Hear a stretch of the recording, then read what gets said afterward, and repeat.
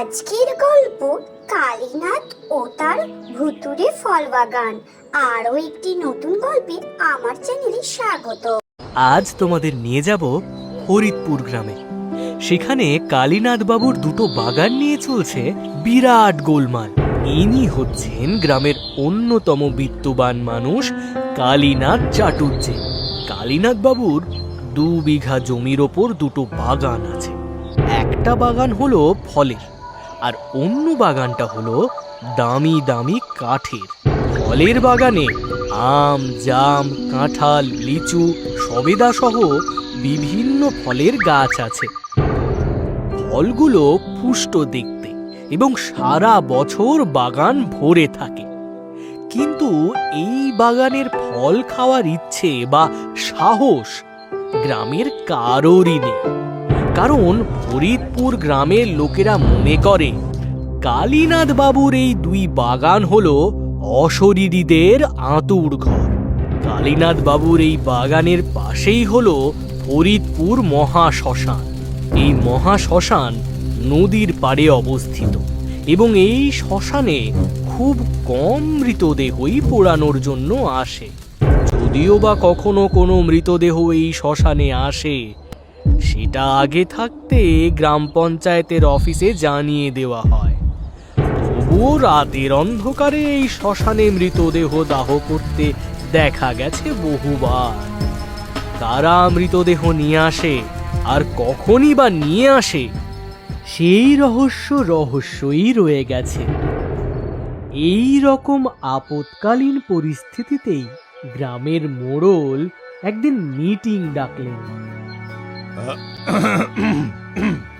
আজকের এই আলোচনা সভার আলোচ্য বিষয় কি সেটা আশা করি সকলেরই জানা। কালীনাথ বাবু আমাদের সঙ্গেই আছেন, আর আমি কালীনাথ বাবুর সামনেই বলছি, ওনার দুটো বাগানে নানান রকম ভৌতিক কার্যকলাপের অভিযোগ দিনের পর দিন আমার কাছে জমা পড়েছে। আমাদের গ্রামের খাওয়ার জল বাদে বাকি জলের অন্যতম উৎস হলো ওই নদী, কিন্তু নদীর ওই পাড়ে ভয়ের চোটে গ্রামের লোকেরা যেতেই চাইছেন। তাই কালীনাথ বাবুকে সামনে রেখে আজকের এই আলোচনা সভা। আচ্ছা, এখানে উপস্থিত কেউ কি ওই বাগানের কোনো ভৌতিক কার্যকলাপ নিজে অনুভব করেছো? হ্যাঁ, আমি করেছি মোড়ল মশাই, আমি করেছি। আচ্ছা বলো তাহলে, কি দেখেছো, কি শুনেছো? আগে আমার নাম হলো জাকির মিয়া, আমি চাষ করে খাই। আচ্ছা জাকির, তুমি তোমার অভিজ্ঞতার কথা খুলে বলো। হ্যাঁ হ্যাঁ, কইছি কালীনাথ বাবু। আপনার ওই বাগানের পাশ দিয়ে আমি একদিন সন্ধ্যাবেলায় ফিরতেছিলাম। বাগানের মধ্যে থেকে হঠাৎ একটা বাচ্চা মেয়ের কান্নার আওয়াজ কানে এলো। প্রথমে ভেবেছিলাম হয়তো কোনো গ্রামের বাচ্চা পথ ভুল করে বাগানে ঢুকে হাইরে গেছে। এই ভেবে আমি বাগানের ভেতর ঢুকে পড়লাম। যত বাগানের ভেতরে ঢুকতে থাকি, বাচ্চাটার আওয়াজ তত যেন পিছোতে থাকে। কিছুক্ষণ হাঁটার পর আমি দেখি বাগানের মধ্যে একটা চিতা জ্বলছে। সেই জ্বলন্ত চিতার উপর একটা বাচ্চা মেয়ে বাবু হয়ে বসে আমার দিকে কটমট কটমট করে তাকিয়ে আছে। তার বড় বড় লাল লাল চোখ যেন একেবারে আগুন জ্বলতেছে। সেই দেখে তো আমার পায়ের তলার মাটি একদম সরে গেল।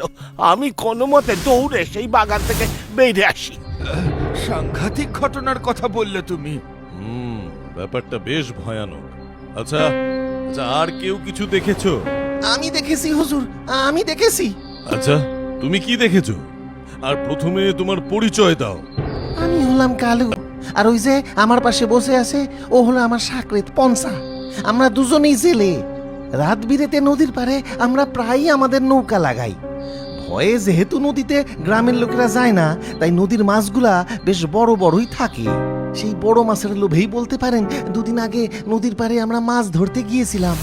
আমরা বেশ ভালোই মাছ তুলছিলাম আর আমাদের পাশের ঘোড়াতে মাছগুলো ভরছিলাম। বেশ কিছুক্ষণ পরে ঘোড়ার দিকে তাকিয়ে দেখি একটা 10-12 বছরের বাচ্চা ছেলে ঘোড়ার পাশে বসে আছে, যার ঘাড়ের ওপর তার মুন্ডু নাই। তার মুন্ডু তার বাঁ হাতে ধরা।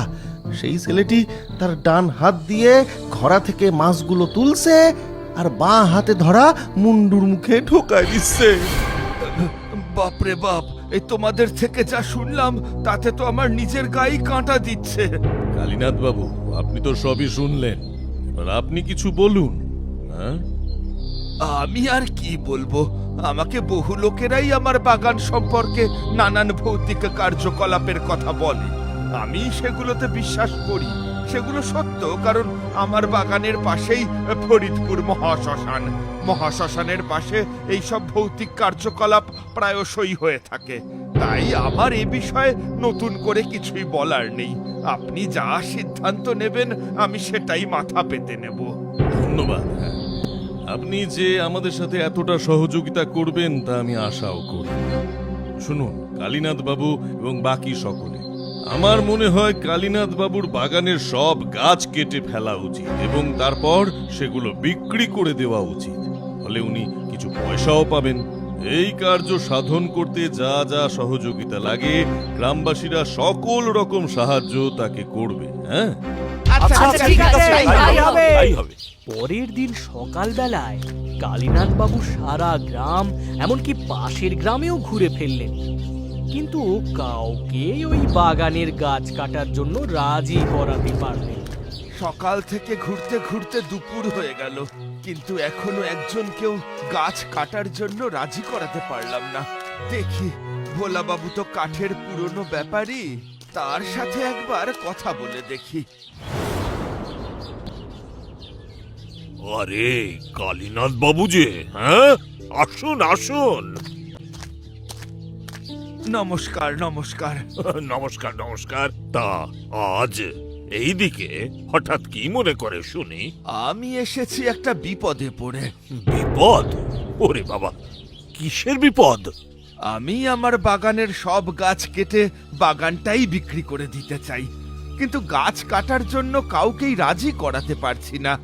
আপনার কাছে তো অনেক লোকই কাজ করে, আপনি যদি কাউকে আমার বাগানে পাঠান তাহলে খুব উপকার হয়। না না না না না, আমায় ক্ষমা করবেন কালীনাথ বাবু, সারা জীবনে বহু বাগানের গাছ কেটেছি, কিন্তু আপনার ওই বাগানে আমি করাত চালাতে পারবো না। আমাকে মাফ করবেন কালীনাথ বাবু। মানে আপনিও কাটতে পারবেন না, তাই তো? দেখুন কালীনাথ বাবু, আপনার ওই বাগানে যে কি রকম ভৌতিক কার্যকলাপ হয় তা এই গ্রাম কেন, দূর দূর অব্দি গ্রামের লোকেরা জানে। আমি আপনাকে বলছি, আপনি ওই বাগানের গাছ কাটবেন না, কাটবেন না দয়া করে। কি দরকার মশাই বলুন তো ভূত প্রেতদের সাথে ঝামেলা বাঁধানোর? ওদের ওদের মতোই থাকতে দিন না বাপ। দেখুন, আপনি কাটবেন না সেটা আলাদা কথা, কিন্তু গ্রামের পঞ্চায়েত যখন সিদ্ধান্ত নিয়েছে যে ওই বাগান আমায় কাটতে হবে, তাহলে কাটতে তো হবেই। আজ আসি, নমস্কার। নমস্কার নমস্কার।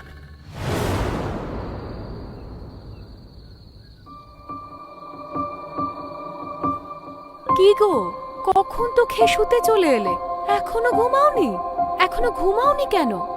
বুঝলে গিন্নি, একটা চিন্তা আমাকে ভেতর ভেতর কুড়ে কুড়ে খাচ্ছে। এদিকে তো সিদ্ধান্ত নেওয়া হয়ে গেছে যে বাগান দুটো বিক্রি করে দিতে হবে, কিন্তু অন্যদিকে সারাদিন হন্যে হয়ে খুঁজেও কোনো ব্যাপারীকেই এই বাগান কেনার জন্য রাজি করাতে পারলাম না।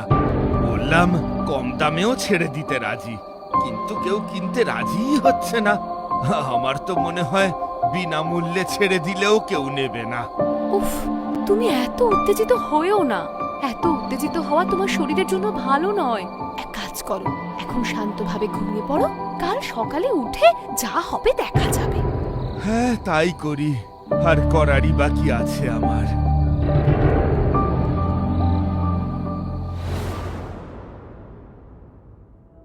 কালীনাথ বাবু এবং তার স্ত্রী দুজনেই ঘুমিয়ে পড়লেন, কিন্তু মাঝরাতে কালীনাথ বাবু দেখলেন এক ভয়ঙ্কর স্বপ্ন। কালীনাথ বাবু স্বপ্নে দেখেন তিনি মধ্যরাতে তার কুখ্যাত বাগানে দাঁড়িয়ে আছেন। সামনে গাছের ডালে ডালে তার পরিবারের মৃত ব্যক্তিরা বসে আছে। কালীনাথ বাবু পিছন ফিরে দেখেন তার স্ত্রী তার থেকে অনেকটা দূরে দাঁড়িয়ে দুহাত বাড়িয়ে কালীনাথ বাবুকে তার দিকে ডাকছে। যেও না, আরে যেও না, ওগো, তুমি ওইদিকে যেও না, ফিরে এসো, আমার কথা শোনো, ফিরে এসো। আয় আয় কালী, তুই আমাদের দিকে আয়। আয় আয় কালী, আয় আমাদের কাছে আয়। এই বাগান কাটবি না কালী, এই বাগান আমাদের, এই বাগানে আমরা থাকি। এই বাগানের গাছ যদি তুই কাটিস তাহলে খুব খারাপ হবে। দেখিস শেষে বাগানে বিক্রি করতে গিয়ে সব শেষ না হয়ে যায়। এই বাগান কাটলে গোটা গ্রাম আমরা শেষ করে দেব, শ্মশান বানিয়ে দেব এই গ্রাম। না না, আমাকে ছেড়ে দাও, আমাকে ছেড়ে দাও, আমাকে ছেড়ে দাও। মাগো, কি ভয়ানক স্বপ্ন দেখলাম। কি গো, অমন করছো কেন? তোমার কি শরীর খারাপ লাগছে? জানো জানো জানো গিন্নি, কি ভয়ঙ্কর এক স্বপ্ন দেখলাম। স্বপ্ন? নিশ্চয়ই ওই বাগান নিয়ে। হ্যাঁ, তুমি কি করে জানলে? আরে বাবা, তুমি যদি সারাক্ষণ ওই বাগান বিক্রি নিয়ে এত চিন্তা করো তাহলে স্বপ্নেও তো ওই সবই দেখবে। আমি বলেছি না, তুমি ওই সব নিয়ে এত ভেবো না। আরে আমি কি আর শখ করে ভাবছি? কাল সারাদিন ঘুরেও একজনকে রাজি করাতে পারিনি, আর ওদিকে মোড়ল মশাইয়ের সিদ্ধান্ত আমার মাথার উপর ঝুলছে। আমার অবস্থা শাঁখের করাতের মতো, যেতেও কাটবো আসতেও কাটবো। আমাকে কাল এটা নিয়ে মোড়ল মশাইয়ের সঙ্গে কথা বলতেই হবে। কালীনাথ বাবু পরের দিন সকালবেলায় ছুটে গেলেন মোড়ল মশাইয়ের কাছে। গতকাল সারাদিন ঘুরেও যে কোনো ব্যাপারীকে আর কোনো কাঠুরিয়াকে তিনি তার বাগান কাটার জন্য রাজি করাতে পারেননি, সেই কথা তাকে জানান। সাথে জানালেন গতকাল রাতের ভয়ঙ্কর দুঃস্বপ্নের কথাও। এটা তো মহা বিপদে পড়া গেল দেখছি। ভয়ের চোটে চাষিরা নদীর পাড়ে চাষ করতে চাইছে না, জেলেরা নদীতে মাছ ধরতে যেতে চাইছে না, গ্রামের লোকেরা ওই শ্মশানকে ত্যায্য করেছে, বাগানের ধারে কাছ দিয়ে লোকেরা যাতায়াত করতে পছন্দ করছে না। এই অবস্থায় যদি আপনিও এইরকম দুঃস্বপ্নের কথা শোনান তাহলে কি করি বলুন তো? আমিও ভীষণ নিরুপায় হয়েই আপনার কাছে ছুটে এসেছি। আচ্ছা ঠিক আছে ঠিক আছে, আপনি আপনি এখন বাড়ি যান, আমাকে একটু ভাবতে দিন, আমি দেখছি কি করা যায়, দেখছি। কালীনাথ বাবু, ও কালীনাথ বাবু, কালীনাথ বাবু বাড়ি আছেন? আরে মোড়ল মশাই, আপনি এই সময়? হ্যাঁ, আমি তিনজন কাঠুরিয়ার জোগাড় করতে পেরেছি। এই যে এ হলো রহিম, ও হলো নরেন, আর ও হলো আব্দুল। এরা তিনজনই গাছ কাটে এবং কাঠের ব্যবসা করে। পাশের গ্রাম থেকে এদের ধরে এনেছি, এরাই আপনার বাগানের সমস্ত গাছ কেটে সব ব্যবস্থা করে দেবে। তা হ্যাঁ বাপু, এই তোমরা তিনজন এই বাগান সম্পর্কে জানো তো? এই বাগানের কিন্তু অনেক কুখ্যাতি আছে। শুনুন বাবু, আমাদের বাপ ঠাকুরদার আমল থেকে শুরু করে পরিবারের সকলে এই গাছ কাটার কাজই করে খাচ্ছে। ওই জন্য গাছ কাটার কাজে আমরা ভয় পাই না। যাক বাবা, তোমার কথায় আমি অনেকটা নিশ্চিন্ত হলাম। ধন্যবাদ মোড়ল মশাই, সত্যি আপনি আমার অনেক বড় উপকার করলেন। রাত্রিবেলাতেই তিনজন কাঠুরিয়া জঙ্গলে এলো গাছ কাটতে। দিনের বেলায় গাছ কাটলে পাছে ফরেস্ট অফিসার বাবুর নজর পড়ে, তখন তো বিপদ আরো বাড়বে, মামলা মোকদ্দমা, আইনি পদক্ষেপ, আরো অনেক কিছু। তাই রাত্রিবেলাতেই গাছ কাটা শ্রেয় মনে করলেন তারা। এর মধ্যে রহিম একটা গাছে কোপ মারতেই সমস্ত বাগানে এক অদ্ভুত হাওয়া বয়ে গেল। বাগানের গাছগুলো থেকে এক ঝাঁক চামচিকে কাক পক্ষীর ডানা ফড়ফড়িয়ে উড়ে গেল। আব্দুল মিয়া, ও আব্দুল মিয়া, দেখো কেমন একটা হাওয়া বয়ে গেল না? নদীর পাশের এলাকা, হাওয়া তো বইবেই। যত সব ভিতুর দল। আরে রহিম, তুমি ওইসব নিয়ে অত মাথা না ঘামিয়ে কাজ করো তো।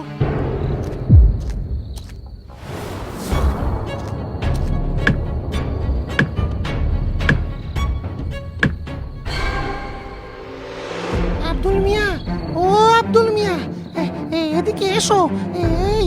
গাছ থেকে দেখছি রক্ত বেরোচ্ছে গো, রক্ত।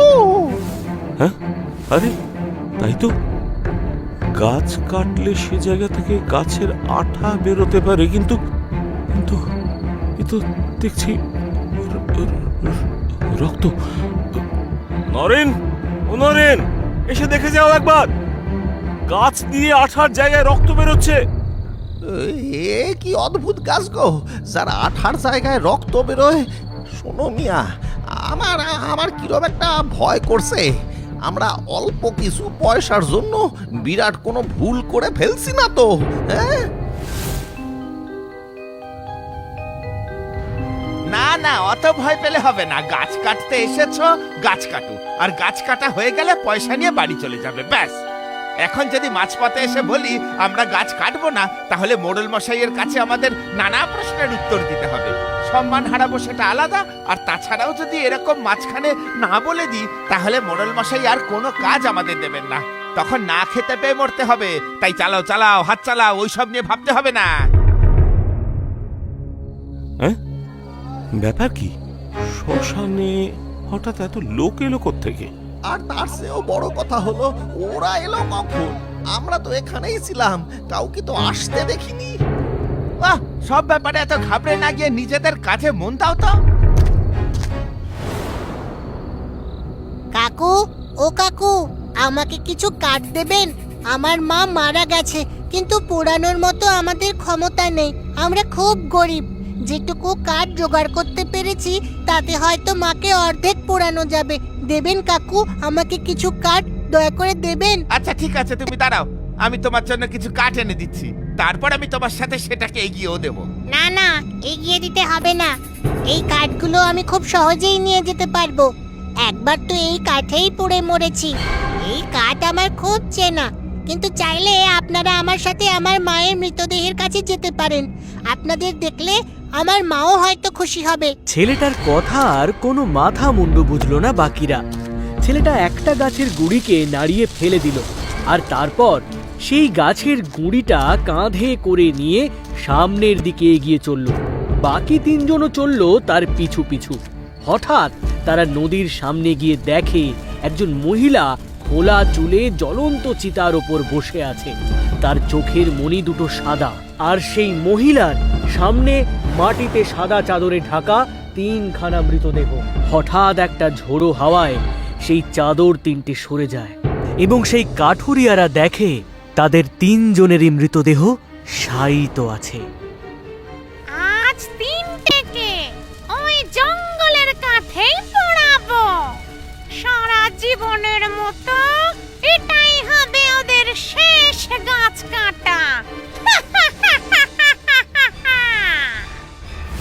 সকালে পঞ্চায়েত অফিসের সামনে এদের তিনজনকে অজ্ঞান অবস্থায় উদ্ধার করা হয়। তিনজনেরই গায়ে ছিল খুব জ্বর।